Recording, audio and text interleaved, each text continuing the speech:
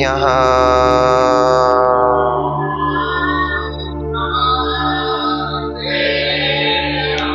ॐ नमः सिद्धेभ्यः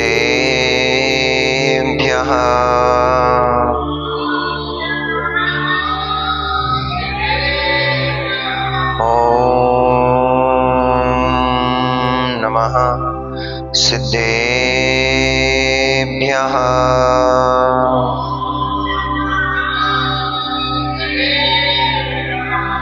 तब सिद्धेन सिद्धे संयम सिद्धे चरित्र सिद्धेया नाणमिदंसनमिया सिद्धे शिरसा नमस्सामि सिद्धं संपूर्ण भव्यार्थं सिद्धे कारणमुत्तमम् प्रशस्त दर्शन ज्ञान चारित्र प्रतिपादनम् सुरेंद्र मुकुट श्लिष्ट पाद पद्मान सुकेशरम् प्रणमामि महावीरम् लोकत्रय मंगलम् हडमो अरिहन्ताणम् हडमो सिद्धाणम् हडमो आयिरियाणम् हडमो वज्जायाणम् हडमो लोये सव्यसाहूणम्। जय बोलिए अनंत अनंत परम सिद्ध परमेष्ठी भगवानी की, अनंत अनंत 24 तीर्थंकर भगवानी की, आचार्य भगवंत कुंद कुंद देव की, आचार्य भगवंत रविशरण स्वामी महामुनि राज की, परम पूजनीय चर्या श्रोमणी अध्यात्म योगी प्रवचन प्रवर्तक आचार्य गुरुदेव श्री विशुद्ध सागर जी महामुनि राज की, अहिंसामयी विश्व धर्म की, बीतरागी प्रभु श्री रामचंद्र भगवान की,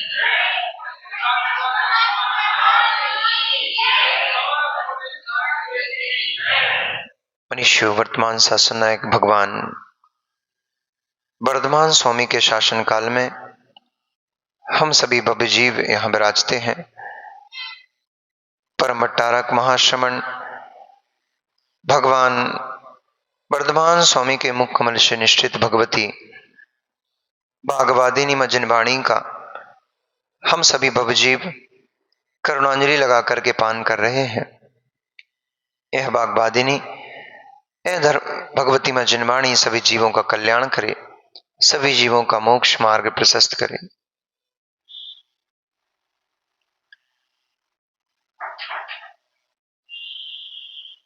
संसार में आसक्त जीव संसार को सुशोभित करते हैं, पापी जीव संसार को सुशोभित करते हैं। जैसे स्त्री का गहना स्त्री के सौंदर्य को बढ़ा देता है, वैसे ही जो व्यसनी है, पापी जीव हैं, दुर्व्यसन जो करते हैं, ऐसे जीव संसार की शोभा को बढ़ाते हैं। जैसे व्यसनी संसार की शोभा को बढ़ाता है, वैसे ही जो निर्व्यसनी जीव है, जो पाप मुक्त जीव है, वे पाप मुक्त जीव मोक्ष मार्ग को सुशोभित करते हैं। एक तरफ संसार है तो दूसरी तरफ मुक्त जीव मोक्ष है। एक तरफ संसार मार्ग है, एक तरफ मोक्ष मार्ग है। जिसका मन संसार में है उसका मोक्ष मार्ग अवरुद्ध है, और जिसका मोक्ष मार्ग में प्रवर्तन है उसका संसार मार्ग अवरुद्ध है। सुनो दादा, जिसका संसार मार्ग प्रशस्त है, जिसका संसार मार्ग बढ़ते चला जा रहा है, उसका मोक्ष मार्ग अवरुद्ध पड़ा हुआ है। जैसे मोहरी में से पानी निकलता है ना, परंतु कचड़ा फंस जाए तो पानी ठहर जाता है, मोहरी का मुख बंद हो जाता है।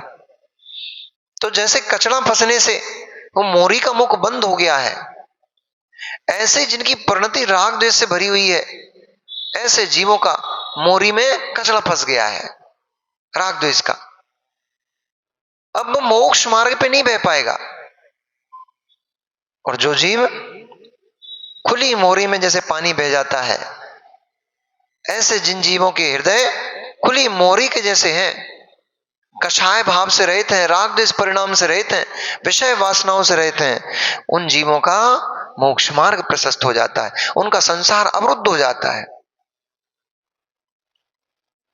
कचड़ा तो वहीं फंस के रह जाता है, पानी निकल जाता है। ऐसे ही संसार मार्ग उसका अवरुद्ध हो गया। अब वो जीव ज्यादा संसार में नहीं भटक पाएगा। संसार का मतलब क्या है? संसरणम इति संसारः। जो संसरण है उसी का नाम संसार है, जो भटकन है इसी का नाम संसार है। जो मेल मिलाप है, एक पदार्थ का दूसरे पदार्थ से मिलना हो रहा है, एक द्रव्य दूसरे द्रव्य से जो मिलकर के रह रहा है, इसी का नाम संसार है।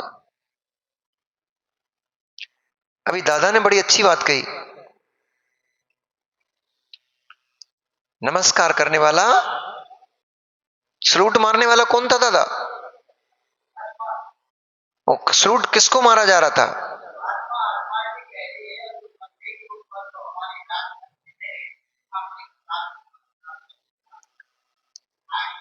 आत्मा आत्मा को नमस्कार कर रही है। ये कथन एक देश सही है, सर्वथा सही नहीं है। यही सम्यक है और यही मिथ्यात्व है। ये कथन एक देश सही है, पूर्ण रूपेण कथन सत्य नहीं है, क्योंकि जो सलूट मार रहा है उसे आत्मा दिखाई नहीं देती है। इसलिए भूल में मत पड़े रहना कि हम जो कुछ भी कर रहे हैं वो सब आत्मा आत्मा के लिए कर रही है। यद्यपि सत्य भी है, पूर्ण असत्य भी नहीं है। आत्मा नहीं कर रही तो फिर कौन कर रहा है? आत्मा ही कर रही है। परंतु शुद्ध आत्मा किसी को सलूट नहीं मारती है। शुद्ध आत्मा स्टार को नमस्कार नहीं करती है, देश की मोहर को नमस्कार नहीं करती है। शुद्ध आत्मा नमस्कार ही नहीं करती है। जहां नमस्कार हो रहा है, जहां स्टार दिख रहे हैं, जहां देह दिख रही है, जहां पोजीशन दिख रही है, ये सारा द्वैत भाव है। द्वैत में अद्वैत नहीं होता। जो आप कथन कर रहे थे वो अद्वैत का था, पर जो कथन कर रहा था वो द्वैत में था।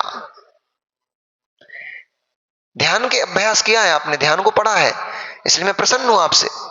आपने बहुत सुंदर बातों को बताया, लेकिन गहरे में जाके आपको यह समझना पड़ेगा दादू, जो बात कर रहा है वो द्वैत है, अद्वैत नहीं है। आप जो इनको सुना रहे थे ना, वो अद्वैत नहीं था, वो द्वैत था। पहला द्वैत, ये जनसमूह और आप, सुनाने वाला और सुनने वाला, दो द्वैत खड़ा हो गया। शुद्ध आत्मा में सुनने सुनाने का अभाव है, एकत्व, आत्मद्रव्य मात्र, आत्मद्रव्य अनुभवन मात्र होता है वहां, वो भी स्व का स्वम में ही होता है। पर पदार्थ की वहां किसी प्रकार की कोई अपेक्षा ही नहीं होती है, इसलिए उसको पारणामिक भाव में रखा है। उसमें कर्म की, इंद्रिय आदि की कोई अपेक्षा नहीं होती है। परंतु जहां सलूट मारा जा रहा है उसमें कर्म की अपेक्षा है। एक कर्म से, एक कर्म के औदिक भाव से गरीब है अथवा हीन पद का अधिकारी है, एक उच्च पद का अधिकारी, ये सारे के सारे कार्मिक भाव हैं। ये सारी अवस्थाएं कर्म का विपाक है, उदय है। ये आत्मा की अपनी अवस्था नहीं है, ये शुद्ध आत्मा की अवस्था नहीं है, ये अशुद्ध आत्मा की अवस्था है। इसलिए जिसे आप जान रहे थे वो ज्ञान का, दृष्टि का शुद्ध आत्मा था। नमस्कार करने वाला भी भगवान आत्मा, शुद्ध जीव द्रव्य। नमस्कार जिसको किया जा रहा था वो भी भगवान आत्मा, वो भी जीव द्रव्य। वो भी कर्म रहित है, ये भी कर्म रहित है। ये दृष्टि का विषय है, ये अभिव्यक्ति का विषय नहीं है। ऐसा दृष्टि का विषय है। कौन सरस्वती? कौन सरस्वती? मेरा ज्ञान ही सरस्वती है, कोई सरस्वती नहीं है। कौन ब्रह्म कुमारी? कोई ब्रह्म कुमारी नहीं, मेरा ब्रह्म स्वरूप ही मेरा ब्रह्म कुमारी है। गायत्री मंत्र, मेरा ब्रह्म स्वरूप ही मेरी गायत्री है, मेरा आत्म द्रव्य मेरी गायत्री है। जब तक गायत्री नाम के नाम का भी आलम्बन लोगे, गायत्री नाम की कोई देवी का भी आलम्बन लगोगे, तब तक द्वैत खड़ा हुआ है, वहां अद्वैत नहीं आ पाएगा। जहां जहां द्वैत है वहां अद्वैत का अभाव। जैसे जहां जहां कषाय है वहां मोक्ष मार्ग का अभाव, वैसे जहां जहां द्वैत खड़ा हुआ है वहां मोक्ष मार्ग का अभाव। द्वैत में मोक्ष नहीं मिल पाएगा, द्वैत में शुद्ध आत्मा प्रकट नहीं हो पाएगी, द्वैत में मात्र धर्म ध्यान हो पाएगा। शुक्ल ध्यान के भी दो ही पाड़े चढ़ पाओगे। मोक्ष के लिए अंत के दो पाए चाहिए पड़ते हैं। वो अद्वैत में जाने से होता है, वहां मात्र मैं होता हूं और सिर्फ मैं ही होता हूं। वहां कोई किसी का कोई आलम्बन नहीं, ना तीर्थंकर आदिनाथ, ना तीर्थंकर महावीर, ना आचार्य विशुद्ध सागर, ना आचार्य विद्यासागर, वहां कोई नहीं मिलेगा। और जब तक ये मिलेंगे तब तक ध्यान की सिद्धि नहीं हुई है, शुक्ल ध्यान की सिद्धि नहीं हुई है। शुद्ध शुद्ध शुक्ल ध्यान की सिद्धि, अब उसमें श्रुत से श्रुतांतर होगा, श्रुत में गाथा से गाथांतर होगा, सूत्र से सूत्रांतर होगा, अर्थ से अर्थांतर होगा। ये सब द्वैत की क्रियाएं चल रही हैं, ये भगवान नहीं बना पाएगी। कहां तुम रागी दोषियों के चक्कर में पड़े हो? हम तो बीतरागता से भी साइड में करवा रहे हैं आपको।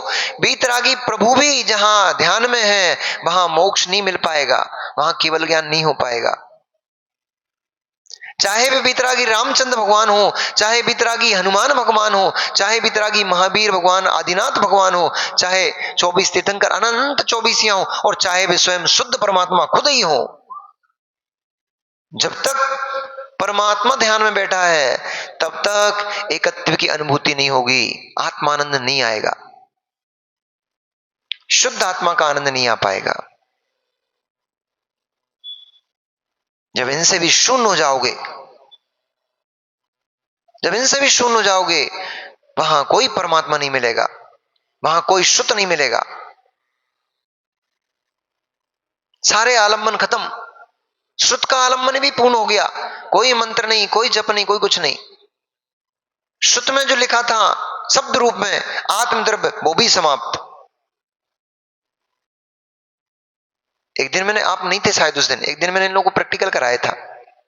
मैंने एक भैया को पर्युषण में कराया था, मंदिर में प्रवचन किया था उस दिन आप शायद थे नहीं। मैंने एक भैया को नारियल पकड़ाया, उनसे पूछा ये क्या है, तो बोले नारियल है। मैंने स्वाद आ गया, नारियल का स्वाद आ गया? नहीं, अभी तो नारियल हाथ में, स्वाद कैसे आएगा? ये नारियल है, ये वस्तु नारियल है। कौन, क्या है ये? नारियल। तो एक कागज में लिखवा है नारियल, ये कागज का नारियल, ये वही नारियल है क्या? नहीं, कागज का नारियल शब्द नारियल है, उसमें नारियल नहीं है। कागज के नारियल में नारियल होता है क्या रिंकू भैया? वो शब्द का नारियल है, शुद्ध का नारियल है वो वस्तु का नारियल नहीं है, वो शब्द नारियल है, उसमें नारियल नहीं मिलेगा। फिर जो उस शब्द का अर्थ है, वाच्य का वाचक, पढ़ा आपने वाच्य वाचक? वो वाच्य का वाचक कौन है?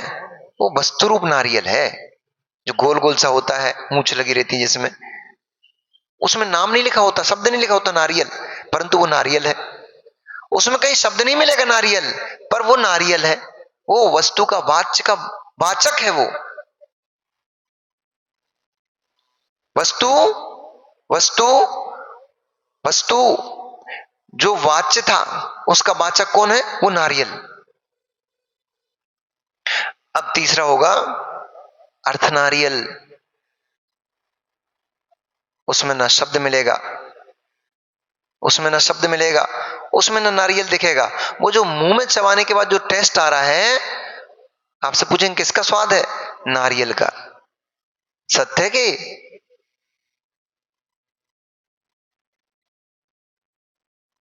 नारियल में स्वाद ही नहीं होता। जो स्वाद आ रहा है, अब मैं आपको अध्यात्म में लेके चल रहा हूं और अद्वैत में लेके चल रहा हूं। न नारियल, न शब्द का नारियल, न अर्थ का नारियल, कोई नारियल नहीं। जो स्वाद आ रहा है वो कब आता है? नारियल को चबा रहे होगे, मुख में नारियल पड़ा होगा, लेकिन आपका ध्यान एकाग्र होगा स्वाद में, उस समय नारियल दिखाई नहीं देगा। नारियल देखने में लगे रहोगे तो स्वाद नहीं ले पाओगे। ये माताएं बोलती हैं बच्चों से, बेटा टीवी देख के भोजन मत करा कर। क्या समस्या है? टीवी देख करके भोजन करते रहते हो, तुम्हें पता नहीं पड़ता तुमने क्या खा लिया और कितना खा लिया, खाया भी है कि नहीं खाया। भरपेट भोजन ही नहीं हो पाता, तुम्हारा शरीर कमजोर हो जाता है। तुम्हारा ध्यान चला गया कहां? टीवी पर, तो तुम्हारा भोजन का स्वाद नहीं आ रहा। ऐसे ही मुख में नारियल पड़ा है, जब तक नारियल दिखता रहेगा तब तक स्वाद नहीं आएगा उसका। जैसे ही नारियल दिखना बंद हो जाता है, मुख में पहुंच जाता है, अब स्वाद आना प्रारंभ होता है। अब नारियल दिखेगा नहीं, ना शब्द का नारियल दिखाई देगा, ना अर्थ का नारियल दिखाई देगा। अब अनुभूति का नारियल प्रारंभ होगा, वो दिखाई नहीं देगा, उसमें शब्द नहीं मिलेगा। ये अर्थ का नारियल है। और गहरे में चलो, अभी भी द्वैत है, अभी सब द्वैत है। और गहरे में चलो, आनंद की अनुभूति लेते हुए जब एकाग्र हो गया, उसमें ना शब्द था, उसमें ना वस्तु का नारियल था और ना उसमें मुख का नारियल था, उसमें तो मात्र अनुभूति मात्र थी, वो आत्मा की अपनी होती है। अभी सब द्वैती है ये। अभी नारियल का स्वाद है ना, अभी जो स्वाद ले रहे हो, काय के ले रहे हो? आत्मा ही ले रही है। अब उस आत्मा की अनुभूति को करते हुए ज्ञान में लीन हो जाओगे। पहले शब्द को लेकर के चलोगे, ये जो अनुभूति हो रही है ये नारियल की नहीं, मुझे मेरी ही अनुभूति हो रही है। अगर नारियल ऐसी अनुभूति देता है तो फिर हर 4 व्यक्तियों को नारियल खिलाओ, एक को बीमार होना चाहिए, एक का अभी अभी पुत्र मरा हो उसको शोक होना चाहिए, और एक के मुख का टेस्ट खराब हो गया है, बीमार है उसको, उसका टेस्ट खराब हो गया, एक को शोक लगा हुआ है और एक की जीभ में स्वाद ही नहीं आता है, टेस्टलेस है उसकी जीभ, ना सुगंध आती, ना दुर्गंध आती, ना टेस्ट आता, कोई स्वाद ही नहीं उसकी जीभ में। और एक को सब प्रकार का स्वाद आना चाहिए, चारों को एक जैसा स्वाद आएगा ना? क्यों? नारियल तो एक ही है, उसमें एक जैसा ही स्वाद तो होता है। बोलो ना मां। किसी को गुपचुप पसंद आती है, किसी को मीठा पसंद आता है, किसी को रावड़ी पसंद आती है, तो किसी को खिचड़ी में आनंद है। ये भेद कौन खड़ा कर रहा है? भेद कौन खड़ा कर रहा है? सबका अपना अपना टेस्ट है। एक वस्तु में टेस्ट खोजो तो चलो सबको एक साथ एक जैसी दाल चावल सब्जी रोटी खिलाओ, सबके टेस्ट एक जैसे आएंगे? क्यों? वस्तु तो वही है ना, एक ही तो वस्तु है, परंतु हर व्यक्ति की अपनी अपनी इच्छाएं हैं, हर व्यक्ति का अपना अपना शरीर है, हर व्यक्ति की अपना अपना टेस्ट है, स्वाद है। एक ही वस्तु होने पर भी उसके स्वाद में भीतर में अंतर आ जाएगा, भेद आ जाएगा। ये सब द्वैत की धाराएं हैं। भीतर में जाकर के देखोगे, वस्तु स्वाद नहीं दे रही थी, स्वाद मेरे ही भीतर था, मैं ही स्वाद ले रहा था, अपना ही स्वाद ले रहा था। भोग्य कुछ है ही नहीं, मेरे परिणाम ही भोग्य होते हैं, मेरे परिणाम ही भोग्य होते हैं। हमें लगता है हम दूसरी वस्तु का भोग कर रहे हैं, हमारे स्वयं के परिणाम ही भोग्य होते हैं, वे ही भोग्य होते हैं। हम अपने परिणामों का ही आनंद लेते हैं। जो दुखी हो जाता है, जो दुखी हो जाता है महेंद्र भैया, एक पिता सर पकड़ कर रो रहा है, हाय हाय मैं लुट गया, मैं बर्बाद हो गया, मेरा तो पूरे जीवन भर की कमाई नष्ट हो गई। बेटा भागते भागते आए, पिताजी पिताजी क्या हो गया? बेटा हमने ट्रक रुई का भरा ट्रक मंगाया था, पूरे के पूरे ट्रक में आग लग गई, हम तो बर्बाद हो गए, लुट गए हम। हमारी ट्रक में नहीं, मिल में, हमारी रुई की मिल में आग लग गई, हमारी पूरी जीवन भर की कमाई नष्ट हो गई। पिताजी टेंशन मत करो, पिताजी टेंशन मत करो, आज ही सुबह मैंने मिल का सौदा कर दिया था, पैसे भी आ गए हैं, मिल बिक गई हमारी। पिता के मुख में खुशी आ गई। मिल रोला रही थी कि लगी हुई आग रोला रही थी? मिल रुला रही थी कि मिल में लगी आग रुला रही थी? कौन रुला रहा था?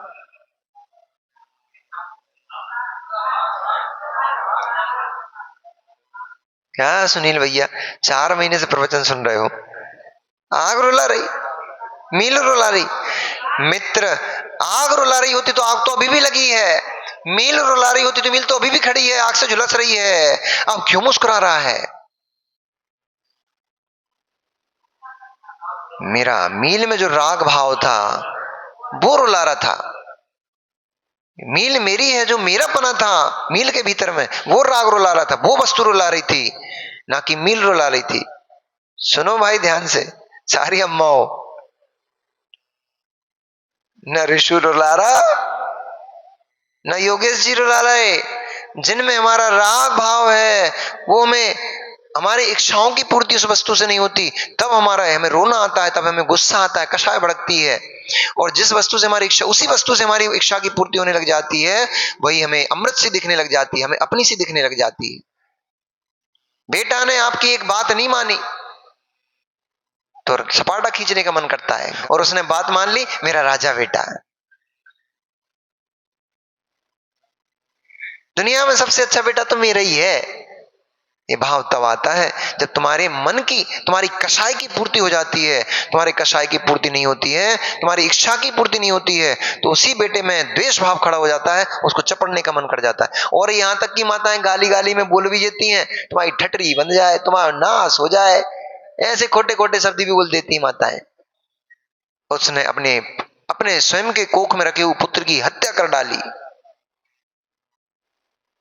मारा नहीं, तलवार से नहीं मारा, चक्कू छुरी से नहीं मारा, भाव हत्या कर डाली, भाव हिंसा कर डाली। तो मां कह रही तुम्हारी ठटरी बंध जाए, मतलब क्या? तू मर जाए। सीधा सीधा नहीं बोल पा रही माता, सीधी बोलती कहां है? खेले हम तो 7 घर चल के आए, बीच का मॉल छोड़ी दिया, बीच की गली छोड़ी दी। अरे ऐसे काम नहीं चलता भैया, ये सत्य बोलती ही नहीं है, इसलिए तो कहते हैं, इसलिए तो आचार्यों ने कहा है कि जैसे जैसे बादल का स्वभाव बरसना है, बादल उठे हैं तो बरस जाते हैं, तो बादलों का बरसना जैसे स्वाभाविक है, ऐसे ही स्त्री पर्याय में मायाचारी स्वाभाविक ही है। वो उनको स्वभाव से वरदान में ही मिली हुई है, क्या करे बेचारी वो, पर स्वाभाविक नहीं है, ये वैभाविक ही है, विभाव स्वभाव है। एक कर्म जन जो स्त्री पर्याय मिली है, उस स्त्री पर्याय में ऐसे भाव उत्पन्न होते ही होते हैं वे तो, परंतु ये आत्मा का स्वभाव नहीं, ये उस स्त्री पर्याय का स्वभाव है, तो ये भी वैभाविक ही है। आत्मा की अपेक्षा से वैभाविक है, पर पर्याय की दृष्टि से स्वाभाविक है। इसलिए अध्यात्म को समझने के लिए तो बहुत गहरे में जाना पड़ेगा। जहां जहां तक ईश्वर बैठा हुआ है, जहां जहां तक हमने ईश्वर को कर्ता बना के रखा हुआ है, जहां जहां तक ये मेरा अच्छा करेंगे, ये मेरा बुरा करेंगे, ये सब भाव व्यवहारिक दृष्टियां हैं, ये सब भाव द्वैत की दृष्टियां हैं, ये सब भाव परद्रव्य लीन पर पदार्थ में परिणमन लीनता की दृष्टियां हैं। ये जैन दर्शन ही बोल पाएगा और कोई नहीं बोल पाएगा इतनी वजनदारी से कि हम तो कह रहे हैं हे परमात्मा तुम भी पर हो, तुम में मेरे में अतत भाव है। हम ही बोल पाएंगे, कोई नहीं बोल पाएगा। ये सब घुमा फिरा के हम पहुंचा देंगे तुम्हें। आत्मा की अच्छी अच्छी सुनाएंगे, बातें सुनाएंगे, फिर लाके खड़ा कर देंगे परमात्मा को। हम जैसा करेंगे उसका फल हमें मिलेगा। कौन देगा? भगवान देगा। जब हम कर्म करेंगे, उस कर्म का फल जैसा कर्म होगा वैसे ही का वैसा मिलेगा, तो भगवान का रोल क्या है इसमें? हम कर्म करेंगे हमें फल मिलेगा, हम नहीं कर्म करेंगे, खोटा कर्म करेंगे, हमें खोटा फल मिलेगा। हम अच्छा कर्म करेंगे, हमें अच्छा फल मिलेगा। भगवान का क्या रोल है? तो भगवान डिस्ट्रीब्यूट करेगा, देगा। तुम्हारे कर्म देखेगा, फिर फल देगा। तो एक मुनीम बना करके भगवान के रखने की जरूरत क्या है? सीधा सीधा एटीएम जैसा सिस्टम कर दो ना, हमारा कार्ड डलेगा, हम जितनी एंट्री करेंगे उतना निकल के आएगा। कोई मैनेजर नहीं, कोई अकाउंटेंट नहीं, काउंटर पे हमें कोई व्यक्ति चाहिए ही नहीं। ये तो उन लोगों के लिए है कि बैंक में जाएंगे, लाइन में लगेंगे, फिर चेक बना के देंगे, फिर वहां से कैशियर पैसा निकाल कर गिन के देगा। इतनी लंबी प्रोसेस कौन कर रहा है? ये सब अज्ञान दशा है, अज्ञान धारा है। कर्ता परमात्मा को कर्ता बना दिया, देवी देवताओं को कर्ता बना दिया, वे हमारा अच्छा करेंगे, वे हमारा बुरा। अरे कोई कुछ कर ही नहीं सकता है आपका, क्योंकि तुम स्वतंत्र द्रव्य हो, वो स्वतंत्र द्रव्य है। तुम में उसमें अतत भाव है। तुम्हारा एक कण मात्र भी उसका हो नहीं सकता, उसका एक कण मात्र भी तुम्हारा हो नहीं सकता। तो फिर भगवान की पूजन भक्ति काहे करें?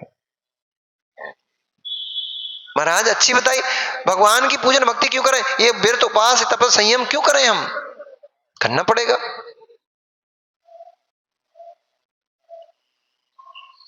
करना पड़ेगा।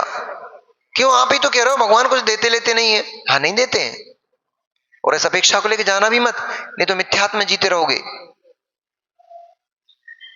कि हमारे परमात्मा हमारा दुख हरण कर लेंगे, हमारे परमात्मा हमारा ऐसा कर देंगे वैसा। कोई कुछ नहीं करता है। काल के मुख से कोई बचा के बताए तो हम जाने कि भैया तुम सच्चे परमात्मा। और सच्चे परमात्मा झूठे परमात्मा क्या? काल से तो परमात्मा स्वयं ही नहीं बच पाए। क्या हनुमान जी को काल उठा के नहीं ले गया? क्या रामचंद्र जी को काल उठा के नहीं ले गया? क्या कृष्ण जी को काल ने नहीं उठा लिया? क्या भगवान महावीर स्वामी को काल ने नहीं उठा लिया? क्या आदिनाथ भगवान को काल ने नहीं? 24 अनंत अनंत 24 हो चुकी हैं, सब के सब कहां विलीन हो गए? कौन दिखाई दे रहा है आज? सब काल कवलित कर गया। काले कवलिया, काल ने सबको कबल कर लिया, सबको अपना ग्रास बना लिया। फिर क्यों कहते हैं कि भगवान ने मृत्यु पर विजय प्राप्त कर ली? इसलिए कहते हैं अब उनका पुनः जन्म नहीं होगा, पुनः मरण नहीं होगा। अब उनका पुनः जन्म मरण नहीं होगा, और जो पुनः जन्म मरण कर रहे हैं वे भगवान नहीं है, हो ही नहीं सकते हैं, क्योंकि भगवान का जन्म मरण होता ही नहीं। उन्होंने मृत्यु के ऊपर विजय प्राप्त कर ली है। अब मृत्यु राज आ रहा है, मृत्यु काल काल भैंसे पे बैठ के आ रहे हैं, निवेदन कर रहे, स्वामी आपका समय पूर्ण हो गया, अब आप मोक्ष धाम को चलिए। ये सब मिथ्यात्व की कथा कहानियां हैं। जिन्होंने काल को विजय प्राप्त कर ली है वे निर्ग्रंथ तपोधन, वे केवली भगवान हैं, वे सिद्ध भगवान हैं, जिन्होंने मृत्यु के ऊपर विजय प्राप्त कर ली है। अब कोई भी काल कभी नहीं आएगा उनके लिए, ना उन्हें पुनः संसार में जन्म लेना पड़ेगा, ना कभी संसार में उनको मरण करना पड़ेगा। अंतिम पंडित पंडित उत्कृष्ट समाधि मरण करके वे भगवान निर्वाण को प्राप्त हो गए हैं। काले कल्प सते पिचा, ऐसा आचार्य समंत भगत स्वामी रत्न कर्णक शावाकाचार्य जी में लिख रहे हैं। कितने ही कल्प काल व्यतीत हो जाए, कितना ही संसार में उत्पाद मच जाए, संसार उलट पलट होने लग जाए, तब भी जो परमात्मा दग्ध बीजवध हो चुका है, जले बीज कभी उगता नहीं है जला हुआ बीज, ऐसे ही जिन्होंने कर्म को संपूर्ण रूप से खत्म कर दिया है वे परमात्मा पुनः कर्म से बंद करके संसार में जन्म लेने नहीं आते। ये है अध्यात्म, अभी भी व्यवहार वाला अध्यात्म है, क्योंकि मैं सुना रहा हूं, आप सुन रहे हो। अभी भी इसमें तीर्थंकर भगवान की बातें हो रही हैं, अभी इसमें सिद्धों की बातें हो रही हैं, ये सब बातें द्वैत हैं। आपको लग रहा होगा हमारा जैन दर्शन इस सबको द्वैत मानता है, अभी जहां जहां तक दो जन की बातें हो रही हैं तब तक द्वैत है। तू और तेरी आत्मा भी कह रहा है तब भी द्वैत है, क्योंकि भी आत्मा शब्द और आत्मा द्रव्य दोनों में संज्ञा नाम का भेद खड़ा हुआ है। मैं आत्म द्रव्य हूं, मैं शुद्ध चैतन्य द्रव्य हूं, मैं अनंत शक्ति संपन्न भगवान आत्मा हूं, सब द्वैत है। सुन रहे दादा, सब द्वैत है। जहां मैं और मेरे का भाव आ रहा है ये सब द्वैत है। मैं आत्मा हूं ये भी द्वैत है, क्योंकि जो तू है उसमें कहीं आत्मा शब्द होता ही नहीं, और जो तू बोल रहा है मैं आत्मा हूं वो शब्द है। नरियल और नरियल, शब्द का नरियल, वस्तु का नरियल। ऐसे ही शब्द की आत्मा और मैं आत्मा, दोनों में भेद है। गुण गुणी दोनों में भेद है। जब तक संज्ञा देख रहे हो, गुण गुण गुणी से भिन्न कभी नहीं होता। होता है क्या? गुण से गुणी, सुनो एक और अच्छी बढ़िया बात बता रहा हूं, गुण से कभी गुणी भिन्न होता नहीं। अनिल भाई अपन चल रहा है फिर, ठीक है। गुण से कभी गुणी भिन्न होता नहीं, गुण गुणी से भिन्न हो जाएगा। ऐसे भी दर्शन बैठे हुए हैं जिन्होंने मोक्ष में परमात्मा से गुणों को अलग कर दिया। गुण प्रकृति में चले गए, परमात्मा मोक्ष चले गए। अब गुणी से भिन्न गुणों, गुण से भिन्न गुणी होती कौन सी वस्तु है? आत्मा में से ज्ञान, दर्शन, सुख, वीर्य आदि आदि जो गुण हैं उन गुणों को हटा दो, अब आत्मा क्या बचा? बोले आत्मा द्रव्य है। द्रव्य है तो द्रव्य तो द्रवत्व से युक्त होता है, द्रवणशील होता है, परिणमनशील होता है। गुण ही नहीं बचा, परिणमन कैसे कराओगे? पर्याय में गुणों में परिवर्तन हो रहा है, वही पर्याय है, वही परिणमनशीलता है। और गुण से गुणी को पृथक कर दिया, गुण अलग हो गए, गुणी अलग हो गया। अग्नि से उष्णता अलग कब करोगे? कब हो पाएगी? करना जरा ऐसा अलग कर दो कि शीत उष्णता इधर खड़ी है, अग्नि यहां जल रही है, हो जाएगा? हो जाएगा? कभी नहीं हो सकता। और जब हो जाएगा तो द्रव्य भी नष्ट हो जाएगा, द्रव्य बचेगा ही नहीं। पानी से शीतलता अलग हो जाएगी?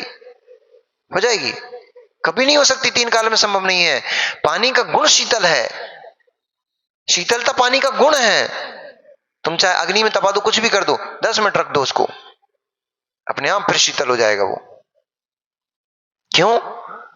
गुण कभी गुणी से पृथक होता ही नहीं है, परिणमन तो होता है उसमें। ठंडा पानी गर्म हो गया था, गर्म रूप गुण में परिवर्तित हो गया, वो उसके गुण में परिवर्तन हो गया, क्योंकि विभाव स्वभाव परिणन होता है द्रव्य, पुद्गल द्रव्य में। इसलिए परिणमनशील तो है, परंतु गुण से रहित नहीं होता है। अब मोक्ष गया, गुण अलग हो गए, गुणी अलग हो गया, अब मोक्ष में करेगा क्या वो आत्मा जाकर के? क्योंकि सुख, अनंत सुख उसका गुण था, और तुमने अनंत सुख को हटा दिया है। अब क्या रोटी बनाएगा वहां मोक्ष जाके? वो क्या करेगा वहां जाके? वो मोक्ष सुख के लिए जाया जाता है, मोक्ष सुख का नाम है, अनंत सुख का नाम मोक्ष है। मोक्ष में जाकर के वह जीव अनंत सुख का भोगन करता है, वही नष्ट हो गया, गुण हट गया, अब वो कभी सुख का भोग ही नहीं करेगा। तो उसमें से संसार में अच्छा था, कम से कम रोटी पानी का, रबड़ी मलाई का सुख तो भोग रहा था, थोड़े ही समय का सही, कम से कम उतनी देर सुखी तो था वो। वहां मोक्ष में पहुंचा कर तुमने उसको और दुविधा खड़ी कर दी, उसके गुण अलग कर दिए, उसका सुख ही नष्ट हो गया अब तो बेचारे का। अब वो द्रव्य भी नहीं बचा, अब वो जीव ही नहीं बचा, मुक्त क्या बचेगा? परमानेंट ही मुक्त हो गया वो, तो सभी चीजों से मुक्त ही हो गया है वो। ऐसा कोई द्रव्य होता ही नहीं है, ऐसे में संसार का अभाव हो जाएगा। गुण गुणी को पृथक पृथक कर दोगे, गुण से रहित कोई वस्तु नहीं होती, और वस्तु के बिना कोई संसार ही नहीं होता, संसार ही नष्ट हो जाएगा। इसलिए व्यवहारिक गुण, फिर द्रव्य के अपने त्रिकालिक गुण।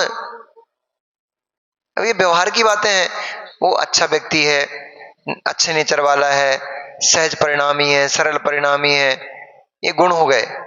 वो खोटा है, द्वेषी है, मायाचारी करता है, ऐसा करता है वैसा करता है, ये दोष हो गए, ये व्यवहारिक बातें हैं, सब लौकिक बातें हैं। परमार्थ में इनका कोई लेना देना नहीं है। परंतु व्यवहार के बिना संसार नहीं चल सकता और व्यवहार के बिना परमार्थ भी नहीं चल सकता। चल जाएगा क्या? व्यवहार के बिना संसार नहीं चल सकता और व्यवहार के बिना परमार्थ भी नहीं चल सकता। ये कपड़े उतारना व्यवहार ही है, ये परिग्रह का त्याग करना ये व्यवहार है, ये मूल गुणों का आरोपण ये सब व्यवहार है। अनुभूति निश्चय होती है। मैं मुनि हूं ये भी व्यवहारिक है, ये भी द्वैत बोध कथन है भी। मैं मुनि हूं, जो मुनि का आनंद ले रहा है आत्मद्रव जीव में के भीतर बैठा बैठा, जब उसको एकत्व में जाएगा, सब प्रकार के परिग्रह से रहित होकर के जब अपना आनंद लेगा, वो उधर निश्चय में जाएगा। उसके पहले सब व्यवहार की बातें हैं, व्यवहार की क्रियाएं हैं। परंतु ये हुए बिना, परिग्रह त्यागे बिना, राग द्वेष छोड़े बिना कोई धर्म ध्यान नहीं कर सकता है। शुक्ल ध्यान तो बहुत ऊपर की चीज है। ये माताएं बोलती है महाराज जी माला में मन ही नहीं लगता। कहां से लगेगा? दिन भर चौका चूल्हा रोटी झाड़ू पोछा इसमें तो लगे रहते हो, माला मन कहां लगेगा? तुम दिन भर दुकानदारी में यहां भागना वहां भागना, कस्टमर और ये और वो इनमें ही लगे रहते हो, माला मन कहां लगेगा? इतने विकल्प जाल मस्तिष्क में लिए घूम रहे हो, कहां ध्यान हो पाएगा? तुम्हें नहीं हो पाएगा। विकल्पों से शून्य होना पड़ेगा सबसे पहले, और विकल्पों से शून्य तब हो पाओगे जब परिग्रह का त्याग होगा। जब तक परिग्रह में जी रहे हो तब तक तुम्हें धर्म ध्यान भी नहीं हो सकता है। शुद्ध धर्म ध्यान तो नहीं हो सकता। भावना रूप धर्म ध्यान तो हो जाता, जो अब चल रहा है अभी, ये भावना रूप धर्म ध्यान है। ये वास्तव में धर्म ध्यान नहीं चल रहा आपका, ये धर्म प्रशस्त ध्यान है आपका। ये धर्म ध्यान की भावना चल रही है आपकी, ये प्रशस्त परिणाम है आपके, ना कि अभी ये उत्तम धर्म ध्यान है। उत्तम धर्म ध्यान भी यहां आने के बाद होगा, आपको मुनि बनने के बाद होगा, निर्विकल्प हो जाओगे तब। मुनि बन के भी केवल शरीर का मुनि नहीं, भाव का मुनि। शरीर का मुनि बन गए, इनकी कमेटी का निर्माण करना है, इनसे इतना मंगाना है, इनको इतना देना है, वहां ये प्रोग्राम करवाना है, वहां वो प्रोग्राम करवाना है। अभी बहुत दूर हो, अभी धर्म ध्यान से बहुत दूर हो, भी तो मुनि बन के भी धर्म ध्यान से बहुत दूर हो भी। ये सब व्यवहारिक क्रियाएं हैं। धर्म ध्यान के भेद पढ़िए तब पता पड़ेगा। आज्ञा पाय विपाक संस्थान विचय धर्मम। आज्ञा विचय, अपाय विचय, विपाक विचय, संस्थान विचय। जब इनमें आपका ध्यान चल रहा होगा, परिणाम चल रहा होगा, तब धर्म ध्यान होगा। फिर आर्त रौद्र ध्यान को पकड़िए, अभी बहुत जाना पड़ेगा गहरे में, तब समझ में आएंगी ये बातें आपको। इसलिए बताते हैं, कम से कम आपको ये बातें पता तो लगे हमारा धर्म कितना गहरा है। अभी तो आपने ये सब समझ के रखा हुआ है, हमने द्रव चप वो कर दिया, इधर से उधर कर दिया, इस थाली को उसमें पटक दिया, थोड़ा जय जयकार कर ली, स्वामी की जय स्वामी की जय कर ली, हो गया, धर्मात्मा हो गए हम तो बहुत बड़े। अभी धर्म को समझ ही नहीं पाया आप। धर्म बहुत नीचे जाकर गहरे में जाकर समझना पड़ेगा, तब समझ में आएगा। आर्त रौद्र धर्म शुक्लानी 4 प्रकार का धर्म ध्यान है। उसमें आर्त ध्यान क्या है? आर्तम मनोज्ञ से संप्रयोगित विप्रयोग है, स्मृति पन समन व्यहारा, ये तो वहां चला गया। आर्त धन क्या है? इष्ट वियोगज, अनिष्ट संयोगज, पीड़ा चिंतन, निदान। हमने कहा नरेश भैया एक आपके मंदिर में प्रतिमा विराजमान करवा लो। नरेश भैया ने बोला स्वामी जी अभी तो मेरी सामर्थ्य नहीं है। अरे कैसे दरिद्र लोग हैं, नीचे लोग हैं, एक प्रतिमा विराजमान। आर्त ध्यान हो गया, उसी में मन चल रहा है बार बार। कैसे लोग हैं अलवर के, सुन ही नहीं रहे, सुन ही नहीं रहे, उसी में ध्यान जा रहा है बार बार। आरती ध्यान हो गया। अनिष्ट संयोग आर्त ध्यान, स्वामी जी को लग रहा है हम तो धर्म ध्यान कर रहे हैं, प्रतिमा विराजमान कराने की बात कर रहे थे ना, प्रतिमा विराजमान करने की बात कर रहे थे। इतना समझ के उनको लग रहा है हम तो धर्म ध्यान कर रहे हैं। उसमें जो संक्लिष्टता हो रही है वो अनिष्ट संयोजक आर्त ध्यान चल रहा है।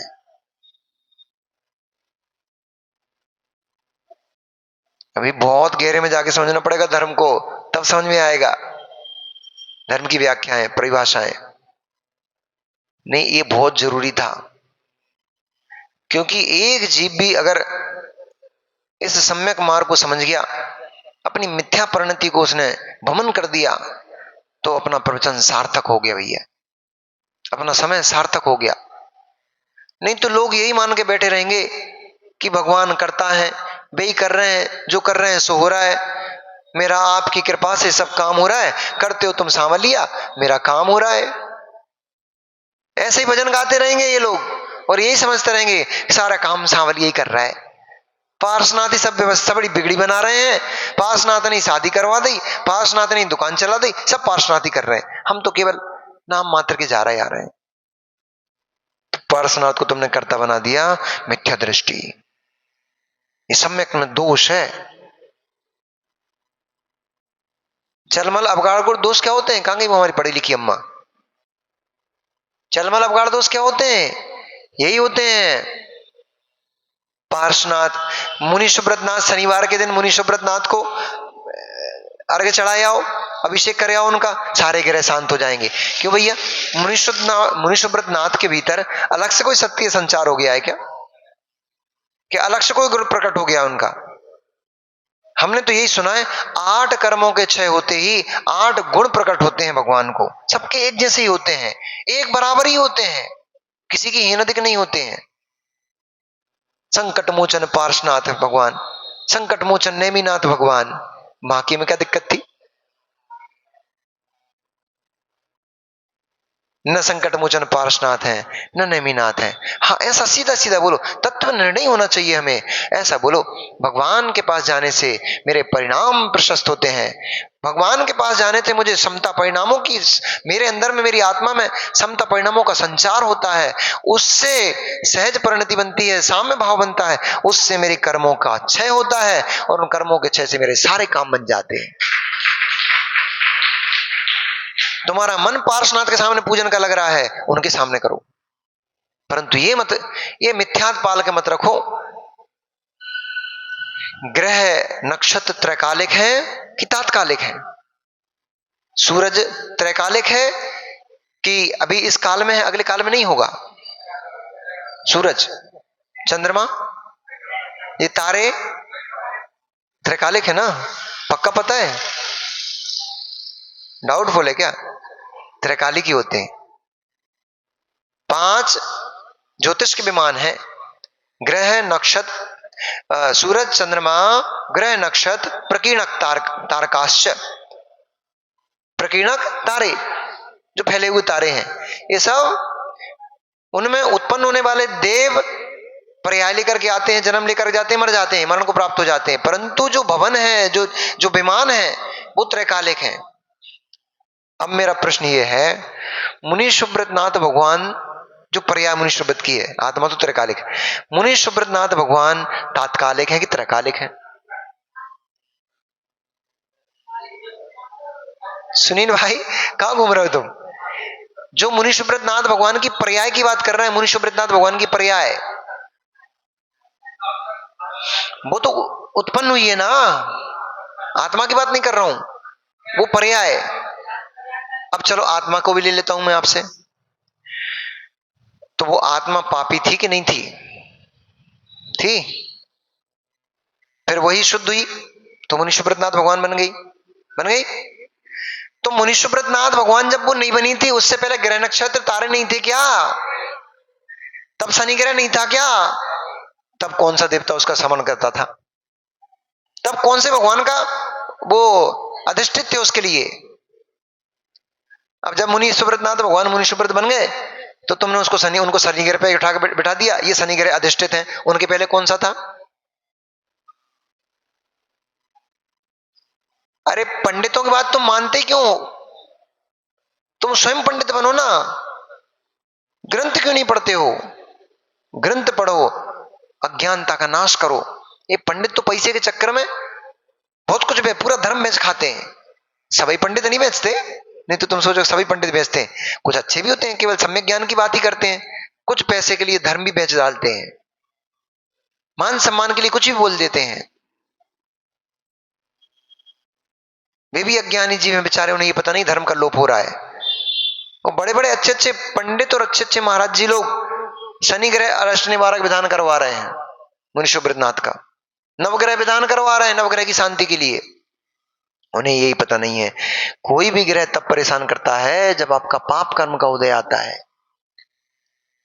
तुम्हारा पाप कर्म का उदय ना हो कोई ग्रह परेशान कर ही नहीं सकता। हमारे आचार्य को शनि ग्रह लगाए और काल सर्व योग भी लगा उनको। तो एक विद्वान ने आके बताया, स्वामी जी आपका तो बड़ा बुरा समय चल रहा है। गुरु जी बोले, क्यों भैया क्या हो गया? कह रहे तुम्हें काल सर्प दोष है, शनि ग्रह परेशान कर रहा है तुम्हें। तो आचार्य जी बोले, इसमें क्या होता है?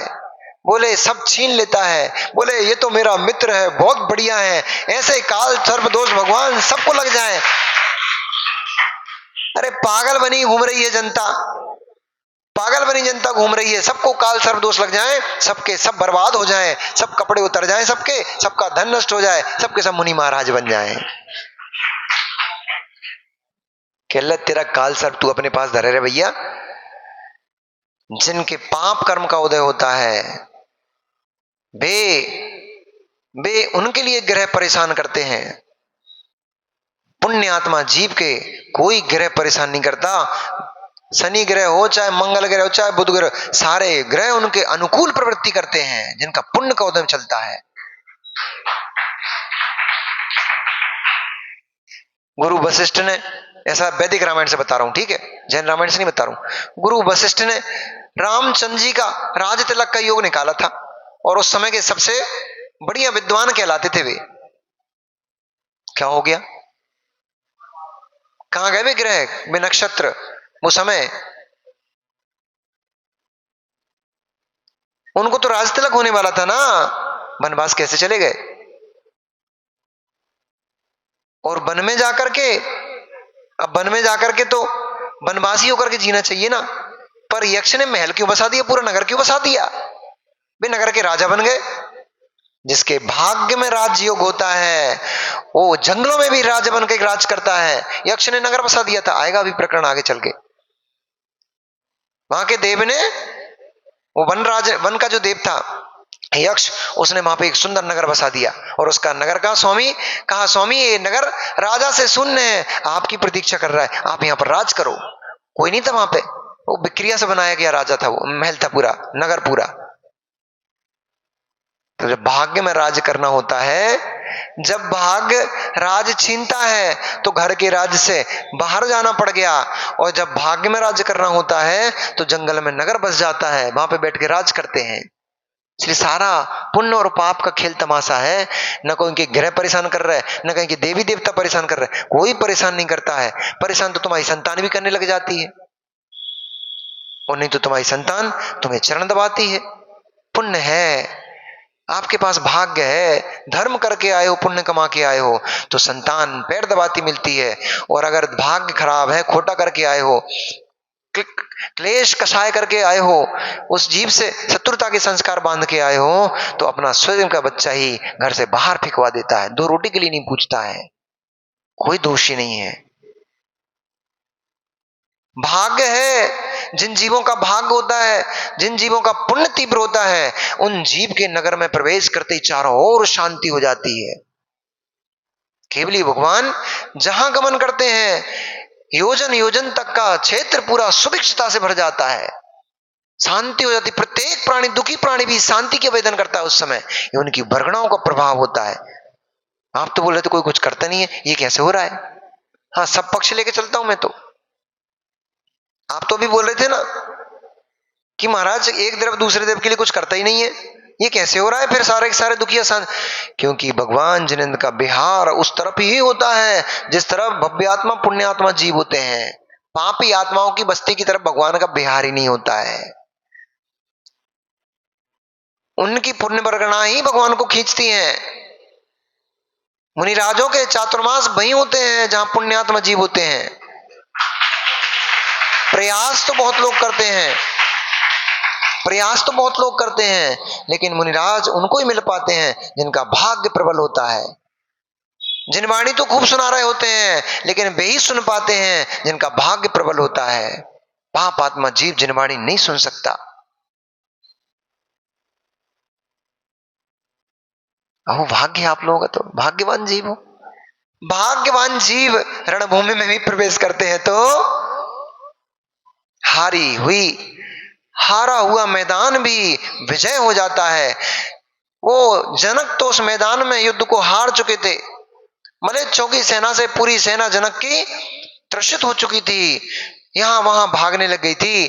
परंतु जैसे ही राम लक्ष्मण ने रथ आरूढ़ होकर के और उस रणभूमि में प्रवेश किया, उन्होंने अपने कान तक खींचे हुए बाणों से पूरा आकाश मंडल कर दिया, अस्त्र शस्त्र से भर डाला। एक एक अस्त्र में सैकड़ों सैकड़ों हजारों हजारों मलेच्छों का क्षय करते थे।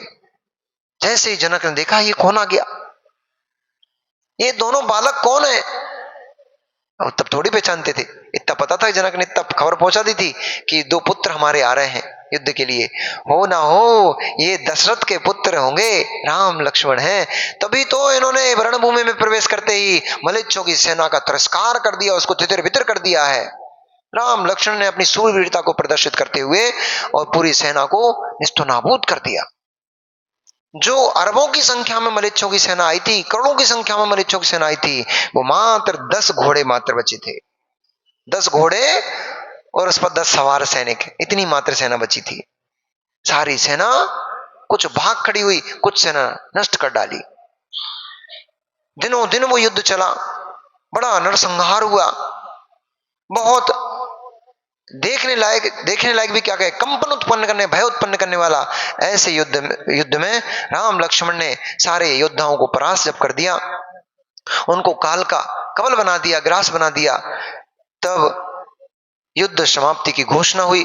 वे मलेच्छ जितने बचे थे उन्होंने आकर के और जनक के चरणों में, राम लक्ष्मण के चरणों में अपना मस्तक टेका और उनकी दास्ता स्वीकार करते हुए भय खाते हुए उन्होंने कहा, हमें अभयदान दो, प्राण छोड़ो हमारे। उन्होंने कहा, राम लक्ष्मण ने कहा, अरे दुष्टों, तुम्हें अभयदान कैसे दूं?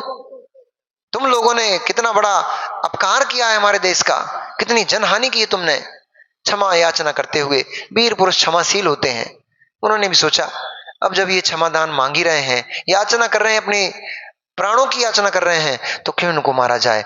उनको विंध्याद्रि सह्याद्री पर्वत दिए, वहां जाकर के तुम निवास करो और आज से राजा जनक की आज्ञा में तुम्हें रहना होगा। 10 तो बचे ही थे। उन्होंने जाकर के वहां पर विंध्याद्रि आदि पर्वतों पर अपने नगर बसाया। वहां जाकर के वे जो मलेच्छ मांस आदि का भक्षण करते थे, फल फूल खाने लग गए। सुनो कितना बड़ा प्रभाव, राम के अनुयायी मांस खा रहे हैं और राम ने भीलों को भी, मलेच्छों को भी उन्होंने फलाहार करा दिया। वे मलेच्छ नदियों का पानी, बहता हुआ नदी का पानी पीने लग गए, कार्य अकार्य के विषय में चिंतन करने लग गए, शांति का जीवन जीते हुए वे मलेच्छ भी सुख से वहां रहने लग गए। इधर जय को प्राप्त हुए राम लक्ष्मण मिथिला नगरी में जब पहुंचे, तो नगरी में पहुंचते ही उनका बड़ा सम्मान हुआ, बहुत स्वागत हुआ। जनक ने देखते ही उनको अपने हृदय से लगा लिया। और क्या सोचते हैं जनक, उन बच्चों को देख के क्या सोचने लग गए कि कौशल देखत राम लखन का, हृदय जनक का अति हर्षित था। नयन अघाते नहीं देखत थे, राम लखन से मन पुलकित था। राम श्री राम जय जय राम, राम श्री राम। हो वीर नहीं है ये साधारण, और देव पुत्र ही ये दिखते हैं। जनक क्या सोच रहा है, ये कोई सामान्य पुरुष नहीं उतर के आए हैं रणभूमि में, ये तो कोई देवों के पुत्र ही पृथ्वी पर उतर के आ गए हैं, जिन्होंने आते ही सारी सेना को तितर बितर कर दिया सबको। और उस दुष्ट अंतरंगतम, उसका नाम था मलेच्छ, जो राजा था उसका नाम था अंतरंगतम। इस दुष्ट अंतरंगतम को ला करके मेरे चरणों में खड़ा कर दिया कि वीर नहीं है ये साधारण, देव पुत्र ही ये दिखते हैं। बने जमाता अब अच्छा मोड़ा दिखता है, तो पप्पा क्या सोचते, ये लड़का अपनी बेटी के लिए अच्छा है। जिनकी बेटी विवाह योग्य हो और सुंदर ऐसा कोई बढ़िया लड़का मिल जाए तो तुरंत माता पिता क्या सोचते हैं, हमारी बेटी के लिए ये बड़ा अच्छा रहेगा। तो जनक क्या सोच रहे हैं कि बने जमाता जनकपुरी के, जनक हृदय में ये लखते तेरा, श्री राम जय जय राम। जैसे ही ये खबर जानकी ने सुनी कि राम लक्ष्मण को पिता के हृदय में राम लक्ष्मण जमाता के रूप में दिखाई दे रहे हैं, हमारे पिताजी ने राम लक्ष्मण को हमारे लिए वर के रूप में चुना है, ऐसा उन्होंने सोचा है, तो सिया का हृदय भी बड़ा गदगद हो गया। ललक उत्पन्न हो गई कि देखो तो राम कैसे लगते हैं, कि राम को मेरे पति के रूप में मेरे पिता देख रहे हैं। कि शब्द समागम करने ने पाया, ये शब्द का समागम जैसे ही सीता के कर्णों से हुआ, मन हर्षित हो गया, पुलकित हो गया, जैसे पुष्प बगैया में खिल जाते हैं बागान में, ऐसे सीता का हृदय खिल गया और उत्सुकता होने लगी, देखूं तो राम कैसे लगते हैं। कि शब्द समागम करने ने पाया, हृदय कमल तब अति हर्षाया। पिया मिले मुझे राम रघुराई, लगता है यश स्वर्ग का पाया। राम श्री राम जय जय राम, राम श्री राम जय जय राम, राम श्री राम जय जय। बोलिए वीतरागी प्रभु श्री रामचंद्र भगवान की।